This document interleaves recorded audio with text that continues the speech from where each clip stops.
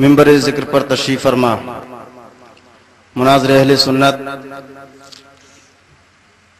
قاطع نجدیت حضرت علامہ مفتی اشتیاق القادری صاحب قبلہ و حضرت علامہ سید امیر الحسن صاحب قبلہ و حضرت علامہ سید قمر الحسن صاحب قبلہ، شاعر محترم معظم نواز صاحب و دیگر بوقار علماء اکرام، حفاظ اعظام، سامعین اکرام، پردہ نشی خواتین امت، السلام علیکم ورحمۃ اللہ وبرکاتہ۔ الحمد للہ والصلاة علی نبی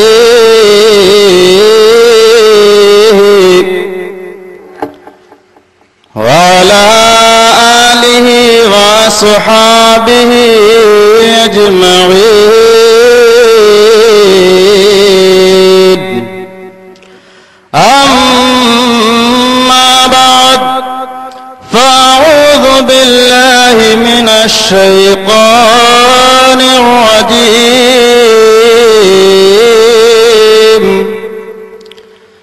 بسم الله الرحمن الرحيم،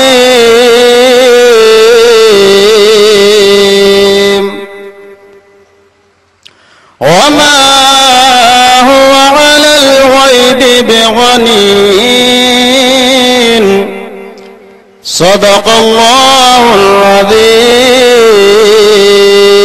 غوث اعظم بمنی بے سر ساما مدد، قبلہ دی مدد، کعبہ ماں مدد، بگردہ بے بلا افتاد کشتی، مدد کن یا معین الدین چشتی، قادری امنارے یا غوث اعظم می سنم، دمد شیخ احمد رضا خواہ قطب عالم ہی زنم۔ محبت کے ساتھ کہیے آمین۔ حضرات محترم، آپ دیکھ رہے ہیں شیر سنیت حضرت علامہ مفتی اشتیاق القادری صاحب قبلہ پوری شان و شوکت کے ساتھ منبر ذکر پر تشریف فرما ہے۔ آپ کو ان کا مدلل مفصل بیان سماعت کرنا ہے۔ چند لمحات کے لیے حاضر ہوں، سماعت کیجئے گا، درود پاک پڑھیں۔ اللہم صلی علی سیدنا شفیعنا حسننا مولانا محمد وارک وسلم، صلاۃ و سلام علیک یا رسول اللہ یا نبی اللہ یا حبیب اللہ صلی اللہ تعالی علیہ وسلم۔ حضرات محترم، آپ بخوبی جانتے ہیں کہ آج کا یہ اجلاس جس میں ہم اور آپ حاضر آئے ہیں کس سلسلے میں منعقد کیا گیا ہے؟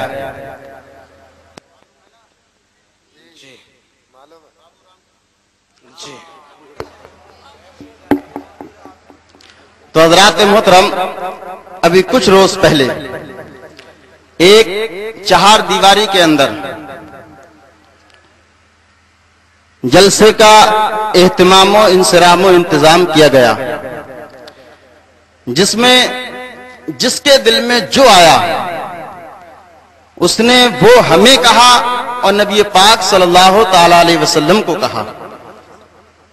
اختیارات کا انہوں نے انکار کیا، شفاعت کا انہوں نے انکار کیا، علم غیب کا انہوں نے انکار کیا، معجزات کا انہوں نے انکار کیا۔ غرض کے جتنی بھی چیزیں، جتنی بھی کمیاں ان سے ڈھونڈ ملی، انہوں نے اپنے لوگوں کے سامنے ان کو بیان کیا، اور ساتھ ہی ساتھ ہمیں اور آپ کو مشرک اور بدعتی کے القابات سے بھی نوازا۔ حضرات، ان لوگوں نے ہمیں اور آپ کو بدعتی اور مشرک کہا۔ مشرک ہیں یہ، بدعتی ہیں یہ۔ بدعتی اور مشرک کیوں کہا؟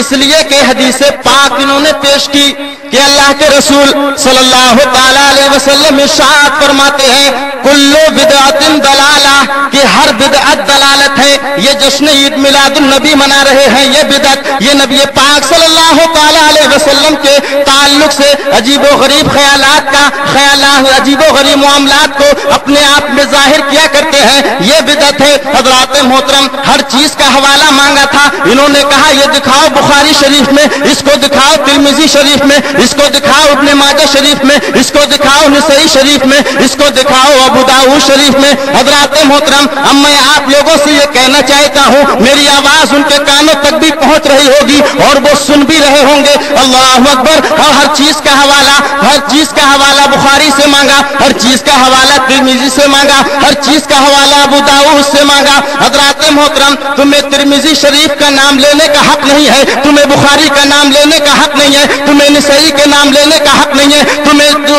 تمہیں صحاح ستہ کی کسی کتاب کا نام لینے کا حق نہیں ہے۔ اب معلوم کرو کیوں نہیں؟ تو حضرات محترم، یہ دو واسطوں سے تمہیں کسی بھی صحاح ستہ کی کتاب کا نام لینے کا حق نہیں ہے، اس لیے کہ تم یہ کہہ رہے ہو کہ جو نبی پاک صلی اللہ تعالی علیہ وسلم کے زمانے میں نہ ہو وہ بدعت ہوا کرتا ہے۔ اب میں ان سے معلوم کرنا یہ چاہتا ہوں، چاہے ان کا کوئی بھی مولوی ہو، یہ بتاؤ کیا بخاری شریف جس کا تم حوالہ مانگ رہے ہو یہ نبی پاک کے زمانے میں تھی؟ مسلم نبی کے پاک کے زمانے میں تھی؟ ترمذی نبی کے پاک کے زمانے میں تھی؟ نہیں۔ جب یہ کتابیں نبی پاک کے زمانے میں نہیں بلکہ نبی پاک کے زمانے کے بعد میں آئی ہے تو تمہارے نزدیک یہ بدعت ہو گئی،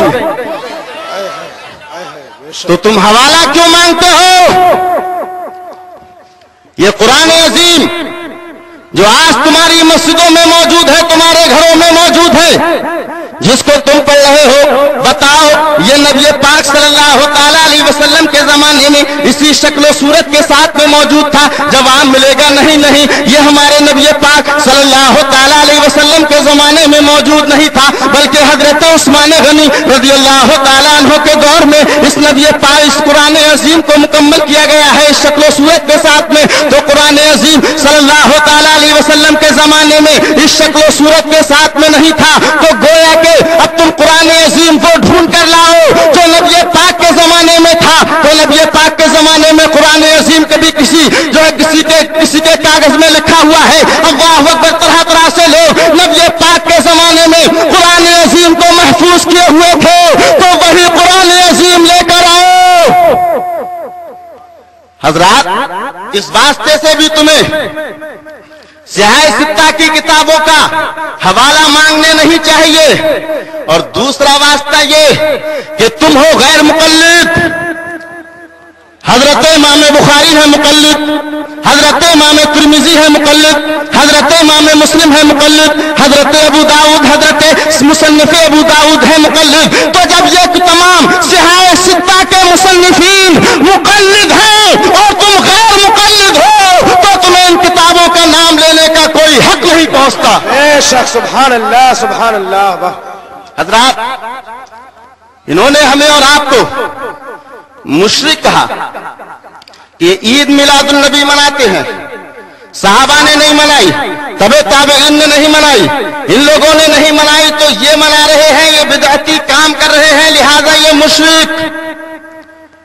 ہمیں یہ مشرک بھی جانتے ہیں، ہمیں بولو مشرک بھی جانتے ہیں، لیکن اب دیکھو جب یہ ہمیں مشرک جانتے ہیں تو حضرات محترم اگر کسی مشرک کا انتقال ہو جائے، کسی کافر کا انتقال ہو جائے تو اس کی نماز جنازہ میں شریک نہیں ہونا چاہیے۔ اللہ اکبر۔ آپ دیکھیے اگر کسی سنی کی نماز جنازہ ہوا کرتی ہے جو اپنے آپ کو وہابیت و دیوبندیت کے ٹھیکیدار سمجھتے ہیں، جو اپنے آپ کو اللہ اکبر ان کے رہنما سمجھتے ہیں، وہ بھی سنیوں کے جنازے میں کھڑے ہوتے نظر آتے ہیں اور اپنے امام کی اقتداء میں نہیں پڑھتے ہیں بلکہ ہمارے اماموں کی اقتداء میں پڑھتے نظر آتے ہیں۔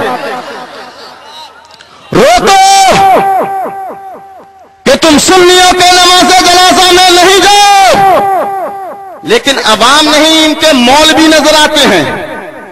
کتنوں نے تو میری اقتداء میں نماز جنازہ پڑھی ہے، کتنے میری اقتداء میں نماز پڑھنے کے لیے آتے ہیں۔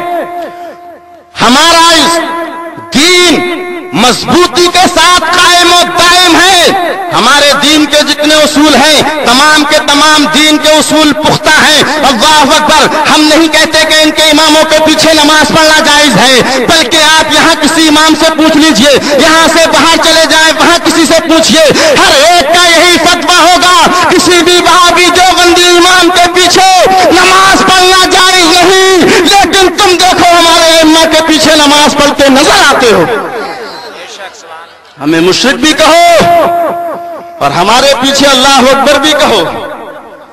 تو حضرات محترم، ہم ان کے نزدیک بھی مسلمان، اور الحمدللہ ہم واقعی مسلمان۔ ہمارا مسلمان ہونا مسلم بین الفریقین۔ ان کی بات مت پوچھو، ان کے باپ داداؤں کی بات پوچھو۔ اللہ اکبر۔ اشرف علی تھانوی اپنی کتاب میں لکھتا ہے کہ اگر مجھے امام احمد رضا خان فاضل بریلوی رضی اللہ تعالیٰ عنہ کے پیچھے نماز پڑھنے کا موقع مل جاتا تو میں نماز ان کی ابتدا میں پڑھ لیتا۔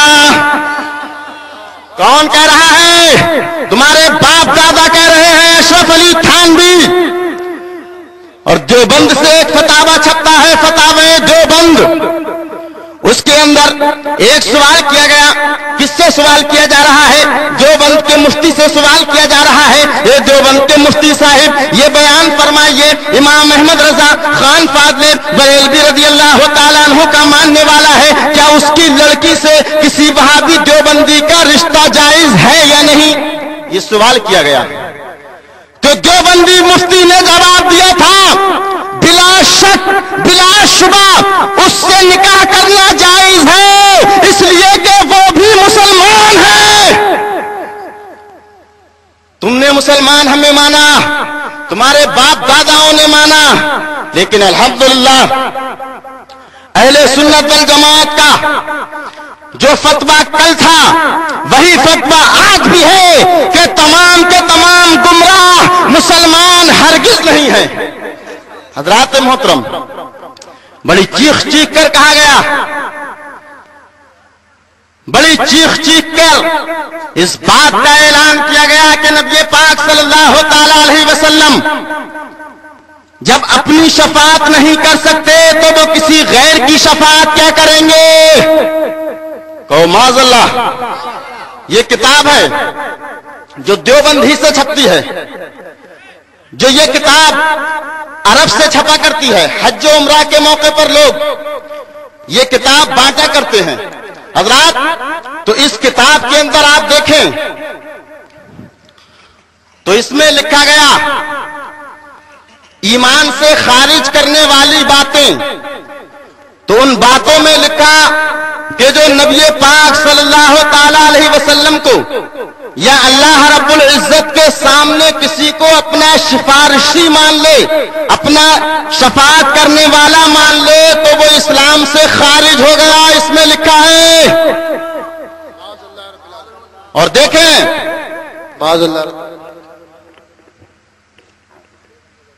اسی کتاب کے اندر خانہ آداب بتائے، کس کے؟ مسجد نبوی کے خانہ کعبہ کے طواف کرنے کے آداب بیان کیے، تو ان آداب میں لکھا کہ جو لوگ خانہ کعبہ کے سامنے دعائیں مانگتے ہیں جب وہاں سے رخصت ہوتے ہیں ودا کے ٹائم پر، جو خانہ کعبہ کے سامنے دعائیں مانگا کرتے ہیں کثیر تعداد میں لوگ، تو یہ شرک اکبر ہے۔ خانہ کعبہ کے سامنے تم نماز پڑھو تو شرک نہیں، اگر کوئی سنی وہاں پر جا کر دعائیں مانگنے لگے تو یہ شرک اکبر، لعنت ہے ایسے دھرم پر۔ حضرات محترم، تم اپنا دھرم ثابت کر کے دکھاؤ۔ الحمدللہ ہم آج بھی مناظرے کے لیے تیار ہیں، کل بھی مناظرے کے لیے تیار تھے۔ الحمدللہ آج ہم یہ بات کوئی جو ہے چھوڑی چھپے سے نہیں کہہ رہے ہیں، علل اعلان ڈنڈے کی چوٹ پر اس بات کا اعلان کر رہے ہیں کہ اگر مناظرے کے لیے تمہارا کوئی بڑا سے بڑا مولوی آ جائے، ابھی اسی وقت آ جائے، حضرت علامہ اشتیاق القادری تیار ہے، اللہ اکبر۔ اور مناظرے اہل سنت حضرت علامہ صغیر احمد رضوی چوکھن پوری کا جب یہ شعر تمہارے کانوں میں پہنچتا ہے تو تمہیں جنوری فروری کے موسم میں پسینے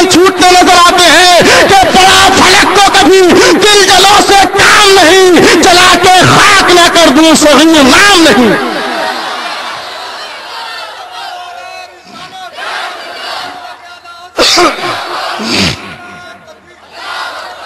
तो हजरात, तो उस तकरीर में कहा गया, किसने कहा? उसी ने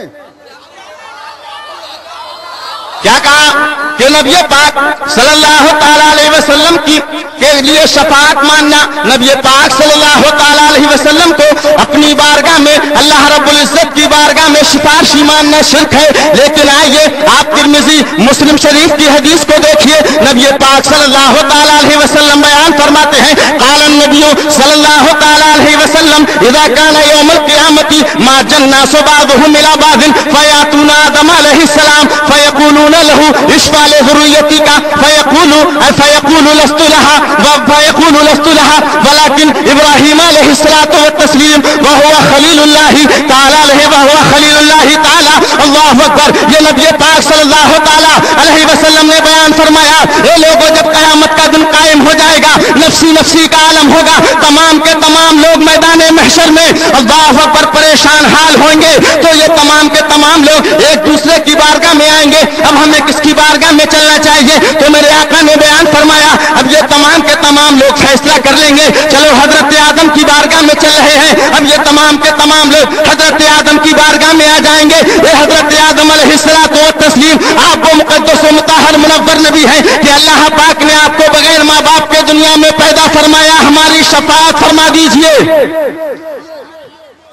मेरे आका बयान फरमाते हैं, हजरत आदम अलैहिस्सलातु वत्तस्लीम इरशाद फरमा देंगे कि मैं इसके लिए नहीं हूँ, जाओ जाओ तुम हजरत इब्राहीम की बारगाह में चले जाओ, वो अल्लाह के खलील हैं। अल्लाहु अकबर। हमारे और आपके आका बयान फरमाते हैं, सारे के सारे लोग हजरत इब्राहीम की बारगाह में आके फरियाद करने लगेंगे, ये हजरत इब्राहीम आप अल्लाह के वो रसूल हैं कि अल्लाह पाक ने आपके ऊपर आपको गुले गुलजार बना दिया था। ये हजरत इब्राहीम अल्लाह की बारगाह में हमारी शफाअत करा दीजिए, हमारी सिफारिश कबूल करा दीजिए। हजरत इब्राहीम कहते नजर आएंगे, ये लोगों में इसके लिए नहीं हूँ, जाओ हजरत मूसा के पास चले जाओ। अब ये लोग हजरत मूसा की बारगाह में आके फरियाद करने लगेंगे, ए हजरत मूसा आप वो नबी हैं कि अल्लाह पाक ने आपसे शरफ हम कलामी हासिल कराया।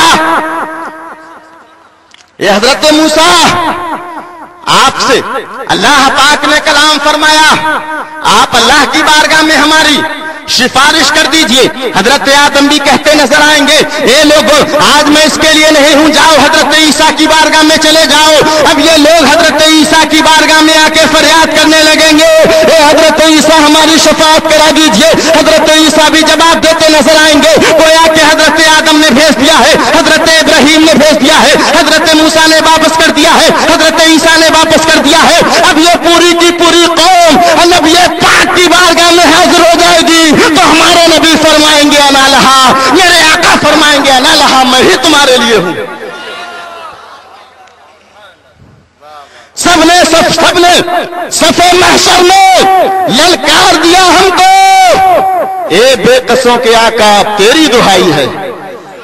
कहेंगे और नबी इज़हबू इला खैरी, मेरे हुजूर के लब पर अना लहा होगा, मेरे हुजूर के लब पर अना लहा होगा। इंसान जो होता है ना, जिसके अंदर जो चीज तलाश करने की कोशिश करे, जैसे घर के अंदर बहू में और सास में झगड़ा होता है, तो बहू जब इस बात पर उतर आए कि मुझे सास की कोई बात माननी ही नहीं है, तो अगर सास उससे अच्छी बात कहे तो वो भी उसे बुरी नजर लगती है, बुरी नजर आएगी। ऐसे ही अगर सास ये मान ले कि मुझे बहू की कोई बात तस्लीम नहीं करनी है, तो हजरात मोहतरम बहू कितने ही अच्छे काम करती नजर आए, लेकिन सास को बुरे ही लगते नजर आएंगे। क्यों? इसलिए कि वो इस वक्त जो देख रही है तो बुराई का ऐनक लगाकर देख रही है, बुराई की नजर से देख रही है। तो हजरात मोहतरम इन लोगों ने नबी पाक सल्लल्लाहु ताला अलैहि वसल्लम की बारगाह में जब देखा है तो ऐब दुनिया की नजर से देखा है, लेकिन जब सुन्नी देखता है तो नबी पाक को मोहब्बत की नजर से देखता है।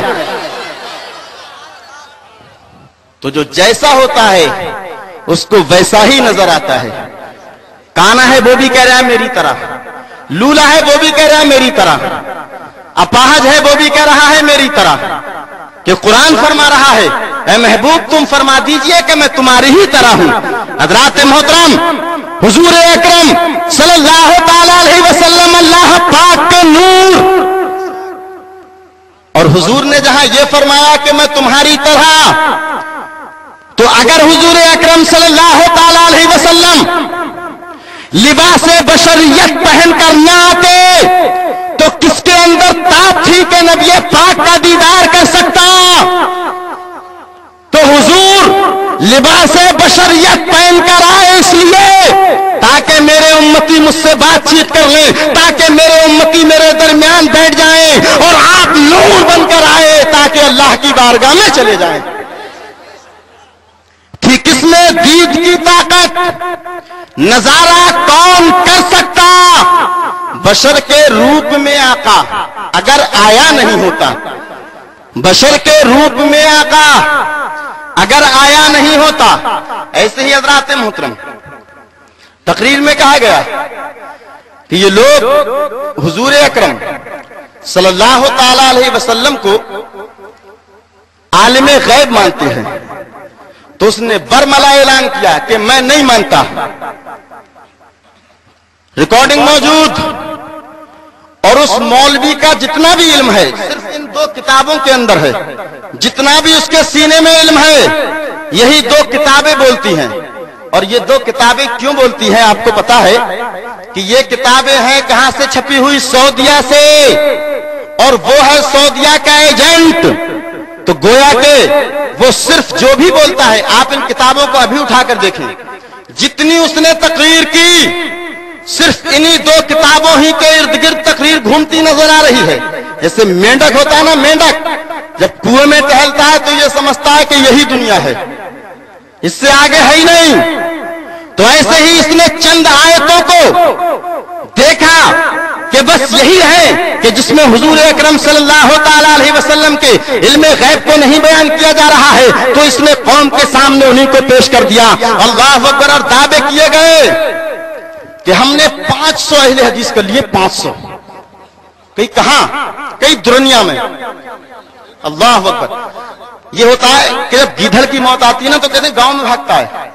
अगर ये कहते कि हमने बिहार में कर लिए तो हम तहकीक ना कर पाते, ये कहते बंगाल में कर लिए हम तहकीक नहीं कर सकते थे, ये कहते हैदराबाद में कर लिए तहकीक नहीं कर सकते थे। लेकिन अल्लाह अकबर, अल्लाह पाक ने इनको दिखा दिया कि तुम झूठ बोलकर जा रहे हो, और अल्लाह पाक की झूठों पर लानत हुआ करती है। जब रिछा के लोग सुनेंगे, धौरा के लोग सुनेंगे, जोखनपुर के लोग सुनेंगे, दहली के लोग सुनेंगे कि दुनिया में 500 लोग अहले हदीस हो गए हैं, चलो चलकर देखते हैं कौन कौन से ऐसे घराने हैं जहां पर 500 लोग अहले हदीस हो गए हैं। अल्लाह अकबर। जब हमने तहकीक की है, जब हमने लोगों से मालूम किया है, अल्लाह अकबर, हमने कहा चलो दुनिया में ना सही तो मुंडिया में देख लेते हैं, हो सकता है दोनों के मिलाकर के 500 लोग अहले हदीस हो गए हों। लेकिन अल्लाह अकबर, वहां सिफर का सिफर नजर आ रहा है, तो अल्लाह पाक ने अल्लाह पाक की इन झूठों पर लानत हुआ करती है, और दावे करके गए कि 500 कर लिए, 500। हजरात 4-5 यहां लाके बिठा लिए, हमने देखा नहीं सिर्फ सुना कि ये लोग अभी अहले हदीस हुए, अहले हदीस। अब हजरात मैं आपको बताऊं,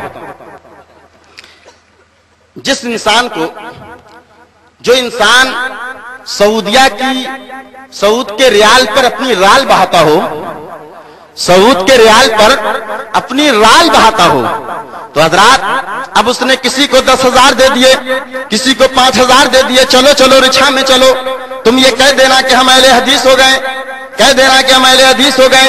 हज़रात मोहतरम, अब यहां से उसका फॉर्म भर दिया गया कि फला इंसान ऐसा ऐसा है, वो अहले हदीस हो गया है, अब हमारे पास में पैसा भेजो, हमें इसका मकान बनाना है, हमें इसकी दुकान बनानी है, हमें इसका मकान खेत खलियान बना के देना है। अल्लाह अकबर। अब ये फॉर्म जा रहा है सऊदी अरब की सरजमीन पर, अब वहां से ज़कात आ रही है, अब वहां से खैरात आ रही है। अल्लाह अकबर। ये किसके जिम्मे आ रही है? 10,000 खर्च किए हैं, लेकिन वहां लाखों लाख मिल रहे, तो इतना करने में क्या जा रहा है? और चलो मान लो 2-4 अहले हदीस हो भी गए, तो क्या हदीस पाक नहीं पढ़ी?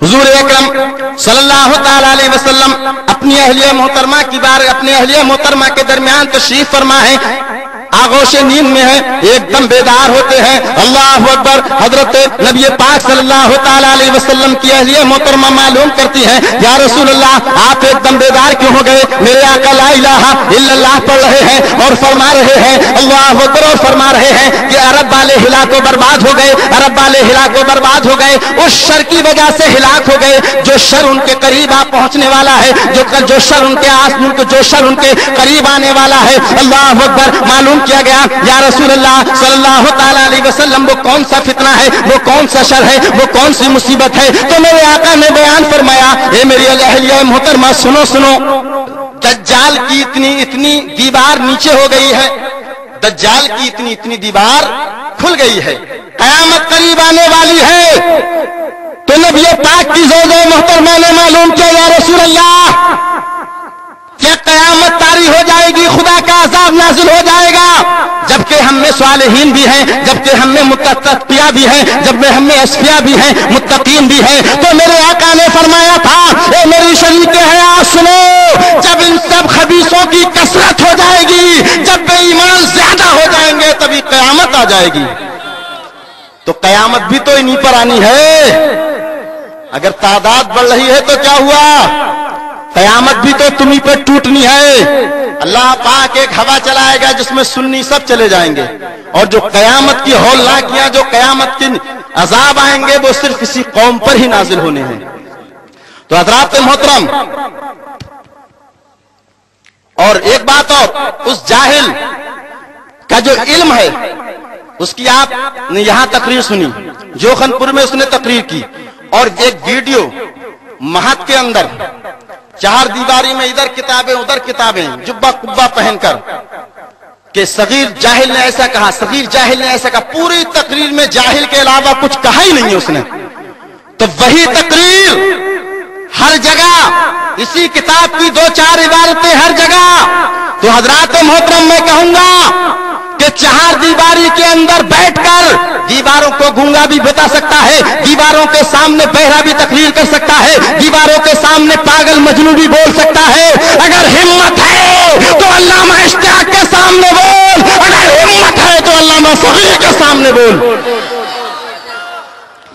دیواروں کے ارد گرد بیٹھ کر، دیواروں کو سامنے رکھ کر، کتابیں سامنے رکھ کر تو گدھا بھی بول سکتا ہے۔ بولنا ہے تو علم والوں کے درمیان بول، نہ چھٹی کا دودھ آ جائے تو کہنا۔ ہم کہتے ہیں اگر تم نے اپنی ماں کا دودھ پیا ہے تو مناظرے کے لیے آ جاؤ، اور اگر تم نے ڈبے کا دودھ پیا ہے تو گول ہو جاؤ۔ ماں کا پیا ہو تو آ جاؤ، تمہارے گھر میں تیار ہیں، جہاں چاہو وہاں تیار، اور اگر ڈبے کا پیا ہو تو آنکھیں بند کر کے گول ہو جاؤ۔ حضرات محترم، سینے پر ہاتھ، سینے پر، حضرت بتائیں گے۔ ایک صاحب نماز پڑھ رہے تھے، سنی نوجوان لڑکا، اس کے ہاتھ یہاں تھے، ایک سعود سے پڑھ کر آیا، اس نے اس کے ہاتھ اٹھائے سینے پر رکھ دیے۔ جب سینے پر رکھے تو سنی نے کہا میری نماز تو ٹوٹی گئی۔ اب جب وہ پڑھنے کے لیے کھڑا ہوا تو اس نے اس کے ہاتھ لیے سر پر رکھ دیے۔ تو اس نے کہا تو نے میرے ہاتھ سر پر کیوں رکھے؟ تو اس نے کہا تو نے میرے ہاتھ سینے پر کیوں رکھے؟ تو سعود والے نے کہا کہ ہم نے تیرے ہاتھ سینے پر اس لیے رکھے کہ اس میں تعظیم زیادہ ہے۔ تو سنی کہنے لگا میں نے سر پر اس لیے رکھ دیے کہ اس میں اور تعظیم ہے۔ اور دلائل دو، کہا کہ پیٹ کے اندر، یہ سنی پیٹ پر ہاتھ رکھتے ہیں، پیٹ پر، پیٹ میں کیا ہے؟ پھپڑی، تلی، گردے، نجاست، آنتیں، اور ہم سینے پر رکھتے ہیں، سینے پر، سینے میں دل ہے۔ اور یہی حضور صلی اللہ علیہ وسلم پر وحی نازل ہوتی تھی، اور اس جاہل نے حوالہ دیا بخاری شریف کا اور حدیث پیش کی کہ حضرت وائل ابن حجر رضی اللہ تعالیٰ عنہ سے مروی ہے، وہ فرماتے ہیں کہ میں نے اللہ کے رسول صلی اللہ تعالیٰ علیہ وسلم کی ابتدا میں نماز ادا کی تو میں نے دیکھا کہ حضور نے اپنے ہاتھ سینے پر رکھے، لیکن جو یہ کہہ کر گیا ہے کہ یہ حدیث بخاری کے اندر ہے، اگر تم بخاری ہی نہیں سیاہ ستہ کی کسی کتاب میں یہ حدیث پاک دکھا دو تو 51,000 کا انعام شمشاد القادری دینے کو تیار ہے. صحاح ستہ کی کسی کتاب میں صحیح سند، صحیح متن، راوی کی تمام صحیح حالتوں کے ساتھ یہ حدیث پاک جو سینے پر رکھنے کی تم نے بات کہی، صحاح ستہ کی کسی کتاب میں دکھا دو. چوپٹیا مسجد میں آ جانا، 51,000 لے جانا. حضرات اور کیا کہا کہ ہماری مائیں بہنیں، کہا مخالفین کی مائیں بہنیں سینے پر ہاتھ رکھ کر ان کو پیغام دیتی ہیں کہ میرے شوہر، میرے بھائی، میرے بھتیجے، میرے بھانجے، ہم بھی سینے پر ہاتھ رکھتے ہیں، تم بھی سینے پر ہاتھ رکھا کرو. اللہ اکبر. جہاں یہ عورتیں سینے پر ہاتھ رکھنے کا تمہیں پیغام دے رہی ہیں، وہاں یہ بھی تو پیغام دے رہی ہیں. عورتیں ہر وقت اپنے ہاتھوں میں چوڑی پہنتی ہیں، کیوں نہیں پیغام لیتے؟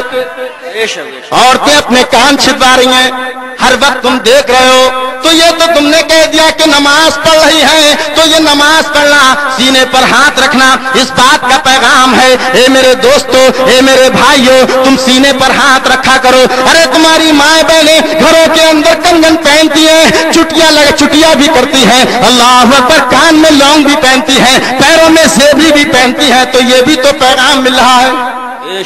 تو یہ کیوں نہیں کرتے؟ کیا صرف اسی میں ہے؟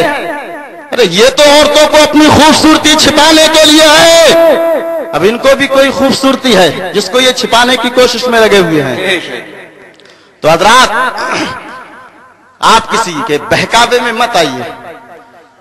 لوگ حوالے دیتے رہیں کیونکہ قرآن عظیم ہی ہے نا، اس کو پڑھ پڑھ کے کچھ لوگوں کا ایمان جوش مارتا ہے، جیسے حضرت کا اور ہمارا تمہارا. اور کچھ لوگ ایسے ہیں کہ جو پڑھتے ہیں لیکن گمراہ ہوتے جاتے ہیں، جیسے یہ. تو آپ اس چکر میں مت پڑنا کہ یہ بڑے بھولے بھالے ہیں، بڑے جبے قبے کے ساتھ آئے ہیں اور بڑی قرآن و حدیث کی باتیں پیش کر رہے ہیں. اور ایک منٹ اور ایک واقعہ بیان کیا کہ ایک فلاں گاؤں میں ایک حاجی صاحب جا رہے تھے، وہاں پر 18 مولوی آئے. جھوٹ دیکھو آپ بھائی، جلسے ہوتا ہے تو اس میں 18 باہر سے عالم نہیں بلائے جاتے ہیں، اور وہ ایک حاجی صاحب اپنے گھر میں 18 کو بلا لیں گے. اور کہا کہ جب انہوں نے سنا،